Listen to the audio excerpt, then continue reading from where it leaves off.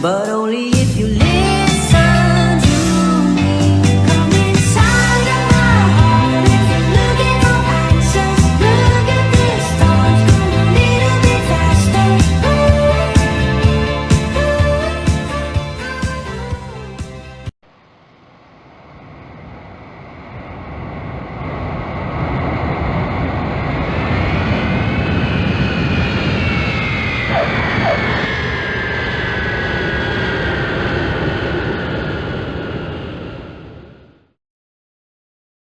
Selamat pagi Pak Endar. Jadi Bu Cynthia, ada yang bisa saya bantu? Iya Pak Endar, jadi begini, saya mohon izin sebelumnya ingin mengobservasi proses pembelajaran Pak Endar untuk memenuhi tugas saya sebagai calon guru penggerak angkatan ke-10. Apakah Pak Endar bersedia? Ya, bisa saya bantu. Untuk rencananya nanti Pak Endar akan mengajar di kelas berapa ya? Nanti rencana kita akan pembelajaran di kelas 12 Akalika.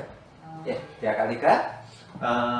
Nanti mapel saya administrasi pajak. Baik ya.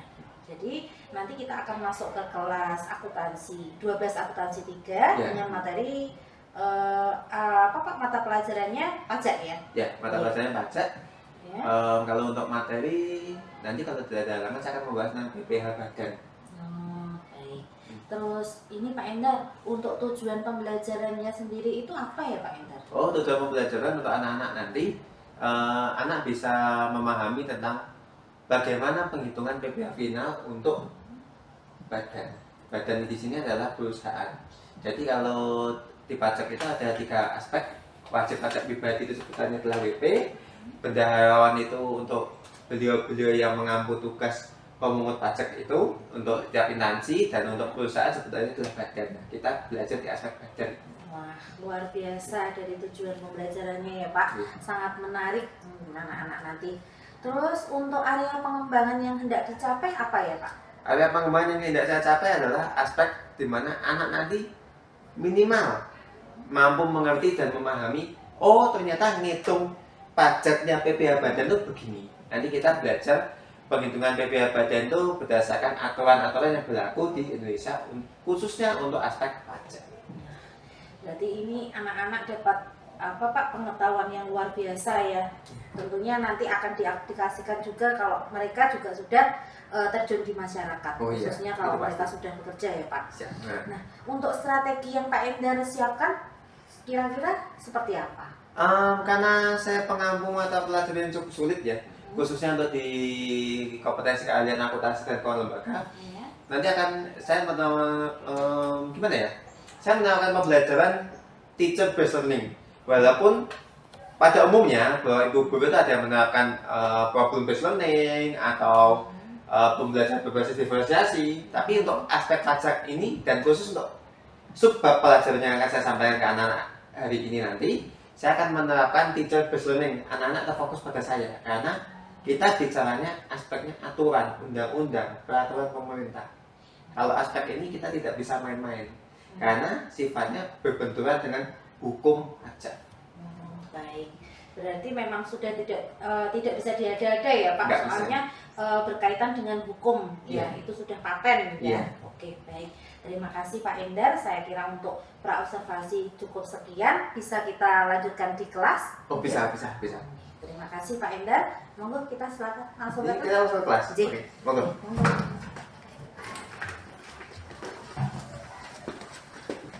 Then it's hard to find you.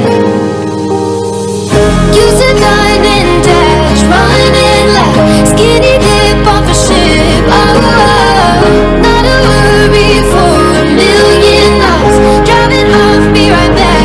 'Cause maybe after all of this time, we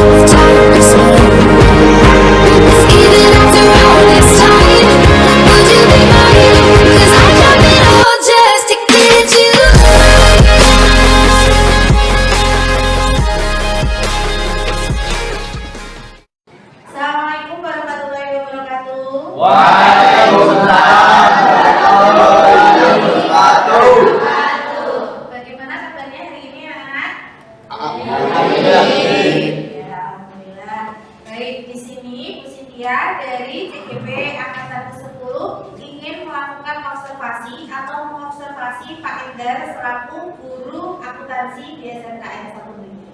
Silakan Pak Endar. Ya, selamat pagi, selamat wabarakatuh. Waalaikumsalam warahmatullahi wabarakatuh. Nah, hari ini ya, saya kedatangan tamu yaitu guru di sebelah saya cantik ini ya. Kalian udah kenal semuanya sama Bu Sintia? Ya, hari ini beliaunya hadir di kelas saya untuk mengonsultasi saya sebagai guru akuntansi keuangan lembaga. Kenapa beliaunya konsultasi saya? Jadi beliaunya salah satunya untuk menuntaskan tugas sebagai calon guru penggerak. Di sisi lain, beliau juga ingin mengetahui bagaimana cara saya mengajar di kelas. Nah sekarang begini ya. Ya, Oke. bisa dimulai Pak Endar. Ya, terima kasih. Nah, sebelumnya pada pagi hari ini kita akan masuk ke mapel seperti biasa ya. Mapel kita. Oke. Nah, di mapel kali ini kita akan membahas namanya PPA badan seperti apa yang saya mau di tempat tulis ini. Tapi sebelum kita masuk ke pelajaran, saya mau tanya dulu.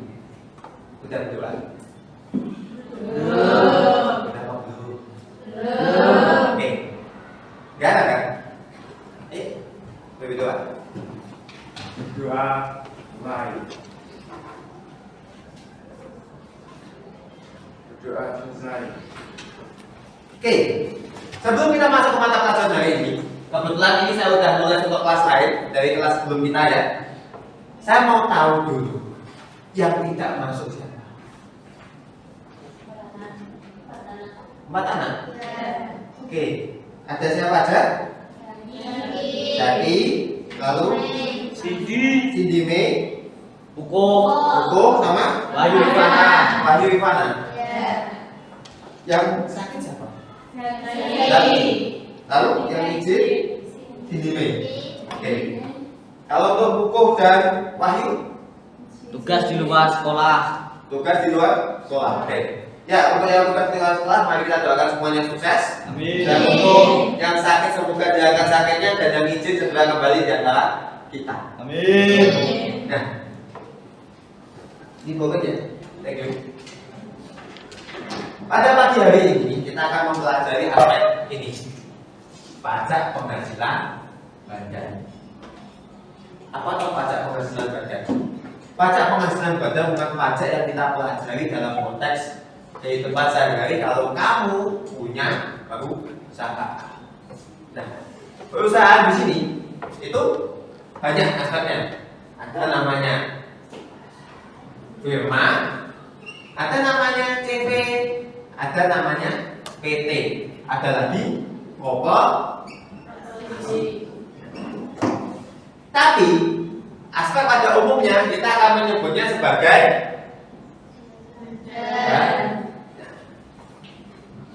mungkin kalian nggak kelihatan sama spidol saya minta maaf ya, saya menggunakan spidol warna untuk memudahkan kalian bisa membedakan mana yang namanya pengertian, mana yang namanya formula.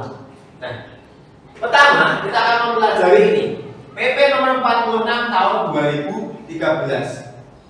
PP itu apa? PP adalah peraturan pemerintah di mana pemerintah menerbitkan aturan yang kita jadikan acuan dalam perhitungan pajak PPh final.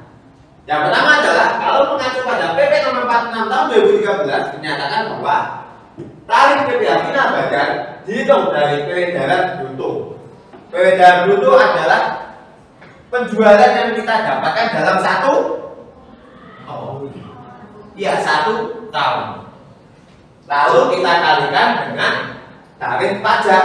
Sayangnya untuk aspek ini dia dibatasi tidak boleh lebih dari 4,8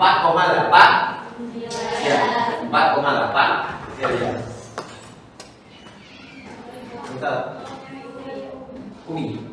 Umi, ya, kamu keluar juga ada apa? Mau nyari kutipan. Oh iya. Oke, nah, dia tidak boleh dari 4,8 miliar. Kenapa kok nggak boleh 4,8 miliar? Dia mengacu pada ini undang-undang. Jadi bukan saya yang ngatur, tapi undang-undang menyatakan bahwa jika penghasilan di bawah 4,8 miliar, maka kamu dikenakan pajak 1%. Ya, tapi sayangnya aspek ini sudah tidak berlaku kembali. Selanjutnya ada PP nomor 23 tahun 2018. PP nomor 23 tahun 2018 ini menyatakan tarif pajak peredaran bruto senilai 0,5%. Di mana aspek ini memiliki batas waktu sesuai dengan tipe-tipe wajib pajak. Tipe wajib pajak yang pertama adalah kalau kamu wajib pajak pribadi, kamu punya waktu 7 tahun. Kalau kamu perusahaan terbuka, kamu punya waktu berapa? 3 tahun. Kalau kamu bentuknya adalah CV, firma atau koperasi, kamu punya waktu berapa? 4 tahun. Selanjutnya ada menurut Undang-Undang Nomor 36 Tahun 2008. Yang pertama adalah jika peredaran brutomu di bawah 4,8 miliar. Kalau 4,8 miliar, kamu akan dikenakan tarif pajak senilai 50% dikalikan 25% dikalikan dengan penghasilan. Tapi apabila peredaran brutomu di antara 4,8 miliar dan 50 miliar, kamu akan dikenakan tarif pajak senilai 50% dikalikan 25%. Lalu dikalikan dengan penghasilan kena pajak. Ini ada pengecualian ya. Kalau kamu punya fasilitas dengan dukungan pemerintah, kamu pajaknya sama dengan pajak di bawah 4,8 miliar. Tapi kalau kamu tidak dikasih fasilitas oleh pemerintah, kamu bukan UMKM, kamu dikenakan pajak senilai 25%. Dan yang terakhir ini, peredaran brutomu jika di atas 50 miliar. Memang ada perusahaan yang pendapatan atau penjualnya di atas 50 miliar? Ada, contohnya? Showroom mobil. Ya, showroom mobil. Satu mobil penjualannya itu rata-rata di angka 500 juta untuk Innova Reborn. Bayangkan kamu jual 100 unit dalam 1 tahun, maka di atas 50 miliar. Nah, kalau kamu bukan perusahaan TBK, tahu kok perusahaannya belakangan TBK itu? Tahu. Nah, kalau perusahaan bukan TBK, kamu kena pajaknya dari 50% dikalikan 25% dikalikan dengan PKP.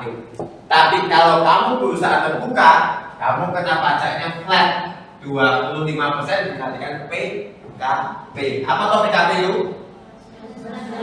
Ya, penghasilan kena pajak. Dari aspek ini, ada yang kamu tanyakan ke saya? Dan, kalau tidak, waktu saya habis. Apa yang kita pelajari hari ini? Ya, PPh badan. Ada 3 aturan yang kita pelajari. Aturan yang pertama apa?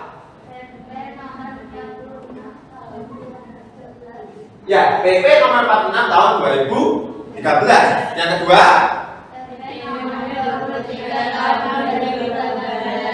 yang ketiga, ya, yang kedua adalah PP nomor 23 tahun 2008 dan yang ketiga adalah Undang-Undang nomor 36 tahun 2008. Nah, next di minggu depan kita akan mempelajari bagaimana perhitungannya dan bagaimana teknis pelaporan. Sampai sini, ada yang ingin kamu sampaikan ke saya? Jika tidak, pelajaran saya akhiri sekian. Ada kurang lebihnya saya minta maaf. Wassalamualaikum warahmatullahi wabarakatuh. Waalaikumsalam warahmatullahi wabarakatuh. Anak dulu. Siap. Berdoa mulai.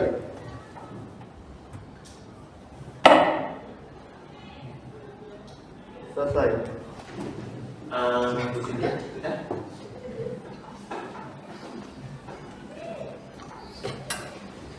Ada yang ingin disampaikan ke anak? Ya. Oke, baik anak-anak.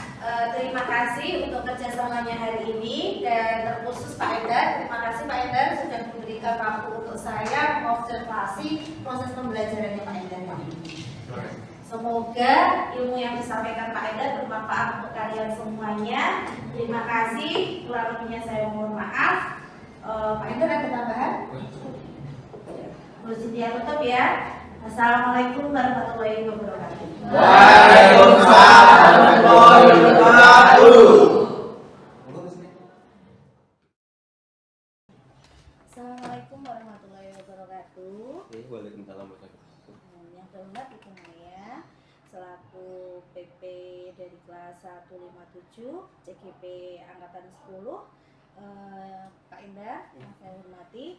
Sebelumnya terima kasih Pak Endar sudah memberikan kesempatan saya kemarin untuk mengobservasi di kelasnya Pak Endar. Oke, ya. Begitu. Nah, di sini kita sudah di tahap pasca observasi nih Pak Endar ya. Oke. Saya ingin menanyakan beberapa hal kepada Pak Endar. Apakah Pak Endar berkenan? Monggo. Ya, bisa. Gini Pak Endar, setelah saya melakukan observasi di kelasnya Pak Endar, Pak Endar merasa kesulitan apa tidak ya selama pembelajaran berlangsung itu? Antara saya dan murid ya. Iya. Antara saya dan peserta didik sejauh ini saya tidak mengalami kesulitan sama. Yang berarti sih kalau misalkan anak ramai atau anak sedikit memberikan celetuk-celetuk itu suatu hal yang wajar dalam lingkup pendidikan. Apalagi dengan usia anak yang sekarang masih di jenjang SMK itu lagi gencar-gencarnya mencari jati diri untuk anaknya. Jadi suatu hal yang wajar untuk timbul dalam pembelajaran. Kalau kesulitan sih tidak sejauh ini. Fine-fine aja. Berarti menurut Pak Endar sendiri tidak merasa kesulitan ya dalam proses pembelajaran Pak Endar? Oh, tidak sejauh ini. Untuk Pak Endar sendiri dari rating 1 sampai 10 itu kira-kira posisinya Pak Endar itu di rating berapa ya? Saya sangat jarang untuk menilai diri saya sendiri. Saya selalu meminta orang lain untuk memberikan perspektif beliaunya bagaimana cara saya mengajar. Tapi karena dengan memaksakan saya untuk memberikan nilai pada diri saya sendiri ya, ini suatu yang sangat langka. Dalam skala 1 sampai 10, kalau mungkin saya akan egois orangnya, saya akan menilai saya perfect. Saya nggak suka orangnya basa-basi dan saya menuntut kesempurnaan dalam sebuah pembelajaran. Tapi suatu yang saya tidak mungkin untuk mencapai angka 10, mungkin saya akan mengambil di angka 7,5 atau 8 ya, KKM lebih dikit gitu. Karena saya menyadari pasti saya mengajar ada kekurangan, saya mengajar saya mencoba untuk mengambil sudut-sudut yang berbeda dengan guru-guru lain, saya akan menyadari hal itu. Jadi saya tidak akan mengambil rating tinggi sekali untuk saya. Baik, 7,5 sampai 8 cukup. Iya, Pak Endar berarti merasa masih mempunyai kekurangan dalam sistem pembelajaran Pak Endar begitu Iya, ya. saya menyadari. Lantas bagaimana Pak Endar mengupayakan untuk melengkapi kekurangannya dari Pak Endar itu? Yang jelas saya akan terus belajar. Saya menyadari bahwa mata pelajaran saya itu selalu berkembang. Saya mengajar administrasi pajak ya, di mana mapel ini khususnya untuk pajak karena di bawah naungan akuntansi itu selalu berkembang mengikuti perkembangan zaman. Apalagi saya didasari dengan aturan di bawah naungan Direktorat Jenderal Pajak, di mana Direktorat Jenderal Pajak ini di bawah wilayahnya punyanya Kementerian Keuangan, di mana keuangan selalu berkembang. Apalagi untuk tahun yang akan datang, di tahun depan 2025 ada perubahan di tarif pajak PPN itu, maka saya harus terus mengikuti perkembangan itu. Saya harus update aturannya, saya harus update tentang kegiatan yang ada di Direktorat Jenderal Pajak khususnya untuk sektor aturan maupun perundang-undangan. Di lain aspek itu, saya di tahun depan 2025 insya Allah kalau nggak ada halangan saya akan kuliah lagi di S2 dan saya akan ngambil privat pajak untuk meningkatkan kompetensi di bidang perpajakan ini. Karena mau tidak bisa kita pungkiri bahwa ilmu tidak saklek. Jadi saya harus berkembang untuk hal ini. Dan selain di sisi akademisi, saya selalu mengikuti seminar baik online maupun offline. Saya saling berkonsultasi dengan guru-guru pajak di beda sekolahan. Saya saling, bahasanya apa ya, teaching factory mungkin. Jadi kita saling kolaborasi apa perkembangan yang ada di sektor pajak, khususnya untuk sektor akuntansi sub pajak ini yang ada di masyarakat. Jadi kita nggak tertinggal. Itu luar biasa ya Pak Endar, ternyata Pak Endar sudah punya perspektif kedepannya Pak Endar ingin kuliah lagi, sukawruh lagi ya Pak, Iya. istilahnya kalau di dalam bahasa Jawa, karena ilmu pajaknya berkembang tidak Iya. paten ya. Tidak. Tahun ini sama tahun depan itu berarti bisa berbeda ya Bisa. Pak? Oh begitu, luar biasa Pak Endar. Untuk ya kemudian Pak, apa tujuan yang hendak dicapai dalam pembelajaran kemarin itu sebenarnya apa ya Pak ya? Jadi gini, ini yang membuat Ya, mungkin ya saya berbeda dengan orang lain. ya, Mungkin orang lain ketika pembelajaran akan menuntut hasil akhir minimal. ya. Loh, kamu harus menguasai A, B, C. Kamu harus bisa A, B, C. Saya tidak pernah seperti itu. Karena saya menyadari bahwa pajak itu sulit. 2017 saya mulai mengajar di sini. Dari guru akuntansi yang masih 4 orang sampai sekarang guru akuntansi hampir 10 orang itu, alhamdulillah saya menjadi pemain bertahan dan tidak pernah berganti untuk mapel pajak. Dari sektor ini aja saya menyadari bahwa ketika tempo hari saya mengobrol dengan Bapak Kurikulum, Pak Kusmin itu, Pak, kenapa pajak tidak pernah diganti gurunya? Padahal untuk guru akuntansi lainnya perputaran mata pelajaran sering untuk mengasah kemampuan guru-guru di bidang lain-lainnya. Ya. Karena yang mau belajar pajak cuma kamu. Nah, dari aspek ini saya menyadari bahwa saya tidak akan pernah memaksakan peserta didik saya, khususnya untuk siswa-siswa saya. Kamu harus bisa A, B, C, D. Saya hanya menuntut 3. 1, kamu pernah tahu, pernah dengar. Setelah kamu pernah tahu, pernah dengar, kamu pernah baca. Kamu pernah baca, kamu kan pernah hitung. Saya sendiri yang gurunya, kalau ngajar pajak kita buka buku, kita belajar bareng-bareng. Oh, rumusnya seperti ini. Oh, dasar aturannya ini. Dari undang-undang pajak kah? Dari peraturan pemerintah? Dari peraturan direktur pajak? Atau dari surat keputusan Menteri Keuangan? Beda-beda sesuai dengan kasus yang ada di lapangan. Nah, dari itu, anak nggak mungkin saya suruh hafal undang-undang sekian banyak. Mengkadang agamanya mereka, satu kitab pun jangan satu kitab, mungkin satu juz belum tentu hafal. Apalagi saya minta menghafal undang-undang sekian banyak, nggak mungkin kan. Saya minta 1, kamu pernah tahu, oh pajak ini, oh baca mata pelajaran pajak itu berbeda dengan mata pelajaran lain. Hampir itu saya, misalnya saya minta maaf sebelumnya bahwa kalau saya bandingkan dengan bahasa Jawa subnya hanya ada 3 dari sub bahasanya, bahasa Nuko, Kromo, halus. Kalau pajak aturan sekian banyak, itu baru aturan yang ada di Indonesia, belum aturan internasionalnya. Belum kita menengok dari perspektif akuntansinya. Akuntansi perspektifnya ada 2 dari besarnya, belum turunannya. Kita akan bikin pusing. Maka kita tengok dari minimal pernah tahu. Setelah pernah tahu, kamu baca dulu bukunya. Membaca adalah membuka jendela ilmu. Bahasa pajak dengan bahasa mata pelajaran sama-sama di dalam akuntansi berbeda. Karena kita menengok dari sudut pandang hukumnya dulu. Nah, dari kamu pernah membaca, mari kita praktek. Kita belajar menghitungnya. Oh Pak, ternyata ngitungnya begini. Udah. Pak, nanti kalau kita udah belajar menghitung lupa bagaimana? Tidak apa-apa. Saya menyadari hal itu. Tapi kelak di kemudian hari kita ujian. Oh, ngitungnya gini. Kita buka bukunya. Menghitung, kamu belajar ngitung sendiri. Ujian saya nggak akan pernah kamu close book. Tapi open book karena kamu butuh dasar hukumnya, kamu butuh aturannya. Butuh, oh ternyata tarifnya sekian. Gak mungkin kamu hafal tarif pajak sekian. Aspek gak mungkin. Ketika selesai, anak mata pelajaran saya selesai di kemudian hari, dia lulus atau naik ke jenjang berikutnya, ketemu mapel pajak lagi. Dia ternyata bekerja di sektoral pajak. Dia, oh dulu menghitungnya gini. Kita buka formulanya sesuai dengan aturan yang berlaku saat itu. Kita belajar menghitung kembali selesai. Tuntutan saya sesimpel itu. Karena saya menyadari bahwa mapel saya sulit dalam kurun waktu ini, selama saya menghadapi pelajaran selama ini, anak itu menguasai kurang lebih tidak sampai sepertiganya. Kalau orang bilang gini, itu salah gurunya.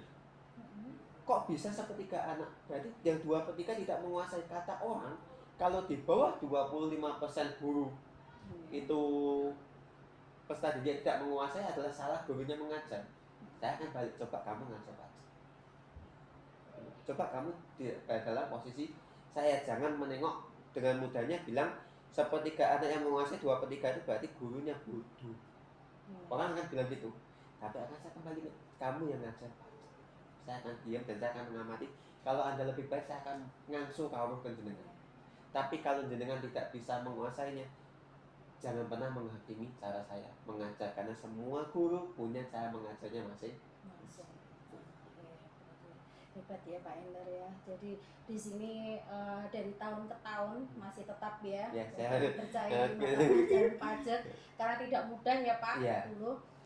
Jadi begini Pak, berarti Pak Endar ini mempunyai ukuran keberhasilan tersendiri ya. Iya. Bagaimana sih Pak Endar? Menurut Pak Endar itu ukuran keberhasilan, kalau Pak Endar itu boleh berhasil dalam pembelajaran tersebut atau anak itu sudah berhasil dalam mengikuti pembelajarannya Pak Endar? Saya simpel. Seperti apa? Anak saya anggap berhasil ketika dia bisa memahami saja dulu. Saya nggak akan menuntut dia hafal orang kepala, nggak mungkin, karena kalau orang menghafal pasti dalam waktu dekat dia akan lupa. Tapi saya akan menuntut satu hal. Oh, ternyata begini Pak ya. Dan ketika saya tengok hasil kerjaannya, didasari dengan aturannya kok semua ketemu dan klik menghasilkan akhir yang baik, saya anggap anak itu bisa. Itu aja. Simpel ini saya. Karena juga mungkin kurikulum merdeka ya Iya. Pak ya, kita tidak menuntut anak untuk harus bisa seperti Iya. itu ya, minimal anak sudah mau belajar. Iya, Gitu, belajar dan seperti itu. memahami. Iya, iya. Berarti terima kasih ya Pak Endar, saya sudah dapat ilmu yang bermanfaat, ilmu menambah wawasan saya Pak. Siap, siap. Benar ini, karena pajak itu mungkin saya nol betul ya Pak, nggak tahu. Saya memahami hal ini. Betul, karena nggak mudah juga untuk bisa menghafal pajak itu seperti apa, hitungannya seperti apa. Iya. Berarti lain kali saya bisa belajar ke Pak Endar. Seperti itu. Monggo Pak, nanti kita belajar bersama-sama. Terima kasih atas Siap, waktunya siap. Pak Endar, sudah meluangkan waktunya, sudah bersedia saya observasi. Semoga Pak Endar ke depannya lebih bersemangat lagi, lebih berkompeten lagi, dan anak-anak juga lebih bersemangat mengikuti pelajarannya Pak Endar. Siap. Terima kasih ya Pak Endar atas waktunya. Mari Bu Maya diberikan penguatan. Terima kasih. Ya, siap Bu ya. Tadi saya mengamati kegiatan pasca observasinya Pak Endar dengan Bu Cynthia. Keren. Basic coachingnya sudah keluar, bagus. Terus ini kemarin saya mengamati video pembelajarannya Pak Endar. Itu merupakan hal baru bagi saya juga Pak, tentang administrasi pajak. Itu berarti jurusannya Di akuntansi. akuntansi. Nggih. Kami di akuntansi keuangan dan lembaga. Iya. Oke, tadi memang Pak Enggar sudah memberikan rating sendiri ya. Iya. Antara 7,5 sampai 8. Ya, memang kita itu sebagai guru juga kedepannya itu mempunyai prospek-prospek harus lebih baik lagi, apalagi tadi Pak Endar itu Iya. sudah tahun depan pengennya saya seperti apa, pengen kuliah lagi. Iya, itu bagus Pak. Karena belajar itu tidak stuck di situ saja. Meskipun kita sudah guru, harus belajar demi murid kita. Tadi Bu Cynthia basicnya dari bahasa Jawa, Pak Endar pajak, sangat jauh berbeda. Ya. Nah, dari situ berarti kan kita harus saling sharing pengalamannya. Tidak hanya jurusannya saja, tetapi juga bagaimana cara memberikan pengalaman yang terbaik untuk murid-murid, cara belajarnya bagaimana supaya murid kan juga tertarik dengan kita. Iya. Ya. Nah, itu Pak Endar, terima kasih karena sudah ambil bagian dari tugasnya Bu Cynthia. Siap. Terima kasih sudah mensukseskan tugas-tugasnya Bu Cynthia. Semoga nanti kedepannya Bu Cynthia dan Pak Endar bisa saling kolaborasi demi siswa-siswi di SMK Beringin. Ini kolaborasi ya. Terima kasih. Siap. Terima kasih Bu Maya. Pangapunten lho sadar iki. Kalau misalkan ada bahasa saya yang kurang berkenan di jenengan atau mungkin saya memberikan statement yang menyinggung bahasanya, saya minta maaf sebelumnya. Sama-sama. Terima kasih ya Bu Maya sudah berkenan hadir di SMKN 1 Beringin, sudah meluangkan waktunya untuk memberikan motivasi kepada kami berdua. Semoga kami berdua ketularan menjadi seperti Bu Maya. Siap. Harus meningkat. Terima kasih semangatnya Bu Maya. Sekian pasca observasi hari ini. Terima kasih. Assalamualaikum warahmatullahi wabarakatuh. Waalaikumsalam.